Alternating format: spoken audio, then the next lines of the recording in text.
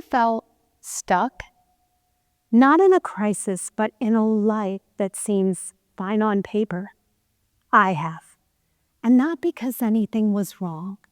From the outside, my life looked full. I had a steady job, busy schedule, everything mostly under control. But on the inside, something tugged at me. It was subtle and unsettling, and I couldn't quite figure out what it was at first. There was no disaster, no meltdown, just this one singular moment. And no one warns you about that kind of moment. It doesn't come with sirens or breaking news. It doesn't knock you over. It just slips in quietly in the middle of the ordinary. For me, it happened in traffic. I was sitting with coffee going cold in the cup holder, a to-do list running laps in my mind. And nothing was wrong. The house was standing, the bills were paid, mostly. The calendar was full. I was busy, forgetting about myself, helping others, moving things along. I was productive, but I wasn't progressing. It was like my life was on autopilot, moving through days. And that's when I realized that was the moment that I found somewhere along the way, the spark for my life had gone out. I wasn't broken, but I wasn't really living either. And you want to know the worst part? I didn't even want to admit something was wrong. I just thought if I just keep doing more, forgetting about myself, helping others, I would just snap out of it. But I couldn't just snap out of it because my calendar wasn't the issue. The problem was something deeper. We talk a lot about burnout. It becomes a gut reaction when something's wrong. People tell you, rest, self-care, take a vacation. But what if you do all of that, including rest, and you still feel empty? That's because in this instance, what faded wasn't energy. It was my sense of purpose. It was my belief that tomorrow could be better and that I could shape it. And that's not burnout. That's a crisis of hope. And it's not just personal, it's global. Here's the uncomfortable truth. Hope is not something we inherit. Hope is something that you learn from your environments. If you grow up in an environment with higher hope people, you learn to have higher hope. But here's the problem. The hope in the people in our environments is dwindling worldwide. According to the 2025 Eldman's Trust Barometer, only 36% of people believe tomorrow will be better for the next generation. In developed countries like ours, that number drops to just 1 in 5. That's not just doubt. That's a widespread loss of a belief in a brighter future. And that belief, that's hope. Hope is what allows us to imagine brighter days, set goals, and then take actions to make it so. So when that belief fades, when hope dissipates, we don't just lose optimism. We lose motivation, momentum, and most importantly, meaning. But here's what I didn't know back then. Hope is more than a feeling. Hope is a cognitive process in your brain that you can learn, measure, and strengthen. In other words, hope is like a thought process or a skill for your mind, and most of us were never taught it. We treat hope like it's a personality trait. You either have it or you don't, but science tells us a different story. Psychologist Dr. Rick Snyder, the founder of hope theory, he spent decades researching why some people reach their goals despite the obstacles they face and why others give up. What he found was amazing. Hope acts as a powerful force in our minds, driving us towards our success. In his 2002 paper, Rainbows in the Mind, Snyder defined what hope was as 3 key elements. Goals, knowing what you want. Pathways, having a way to get there. And agency, having the belief and taking action on your goals. Goals, pathways, and agency combine together to form what is psychological hope. Now, I'd like to think of hope as our mind's internal GPS set towards our success and giving us purpose. Dreams turn the system on. Goals become the destinations or route markers along the way. Pathways are our route options, and sometimes they get blocked and we have to recalculate. An agency is the belief or the motivation. It is the gas in the car that moves it along for us to reach our goals. So when goals, pathways, and agency show up, our hope increases, our spark increases. We feel better and do better. But when the GPS goes quiet, we drift, we stall, dreams fade, and our inner spark dims. But here's what I didn't know back then. Our hope, it doesn't vanish. Our hope can be rebuilt at any age, at any stage, and it matters more than we realize because it is something we can learn. In 2024, researchers at the University of Missouri, they studied over 2,300 people. They wanted to discover what truly gives life meaning.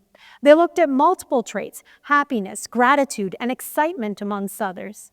But what they found over and over again was that a person who had meaning also had hope. Hope, the real gritty kind that shows up on hard days and helps you remember better ones are possible. When I learned that, when I learned what hope was, I realized I wasn't broken, I wasn't weak, I was lacking a cognitive skill. You see, I had stopped setting goals for my future because I had become an adult. I'd grown up. I'd reached the pinnacle of my goals. And because I'd stopped setting goals for my future, I started to lose hope. The truth is, as we get older, as we take on jobs, responsibilities, and families, sometimes we stop evolving. We get caught up in the day-to-day, bills, laundry, deadlines. It sneaks up on us. It drains our hope before we even know it. But here's what I didn't know. By just living, but not setting a direction for that living, it was causing me to lose hope. So I made a quiet, rebellious decision. I decided I would go back to school and learn more about hope and to study this hope, the real science-backed kind. And you know what I discovered by learning about hope? You can't just sit around and wait for hope to increase like inspiration. Hope is about making small, deliberate actions again and again for your mind or forming hopeful habits. So I decided to take the smallest step I could. I filled out an application. An application led to me taking classes, and classes led to a degree. And somewhere along the way, I found myself again. I found meaning. I found my spark. I found hope. I decided I wanted to do more. I decided I would start waking up 30 minutes earlier, not for chores or for work, but to give myself time and space to think of who I wanted to become. And you know what I've realized? You don't have to have a full plan. It's about giving yourself the time and the space to dream, to set goals, to choose to move forward. But here's the problem. We underestimate the power of setting a goal.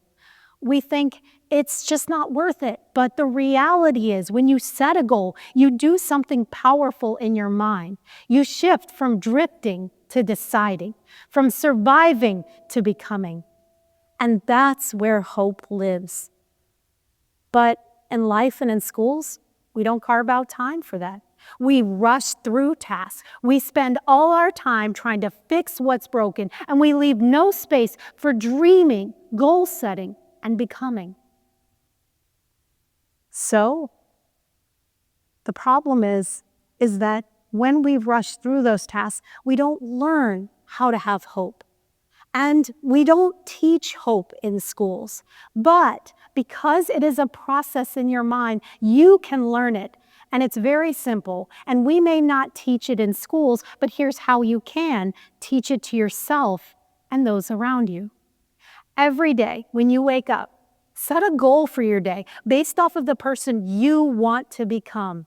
By setting a goal for your day, you turn on your hope GPS towards purpose, and it gives you meaning in your day.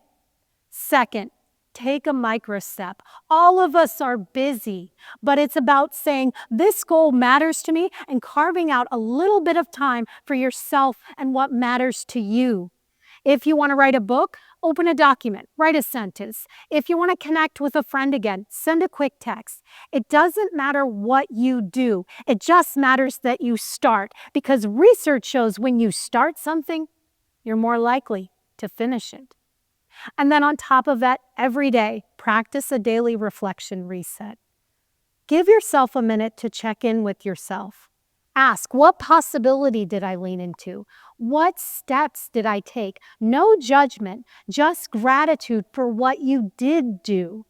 By giving yourself the time and the space to evaluate the pathways you've taken, you're giving yourself a little bit of time to modify your path so that you can ensure that you end up as the person you want to be. So we don't stumble into higher hope.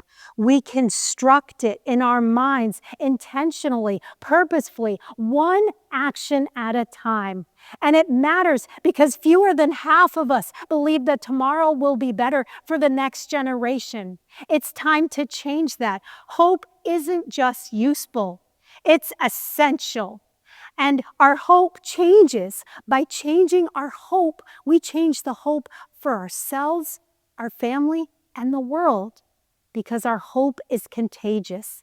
And when we change our hope, we teach the future generations a powerful lesson that their actions count, that what they do matters, and they have the power to shape a better world. Day by day, step by step, focused on a future that we want to create. That's how we increase our hope, by working on it and doing it one day at a time. So the question that we need to ask ourselves isn't who has hope. The real question we need to ask ourselves is who's ready to build it.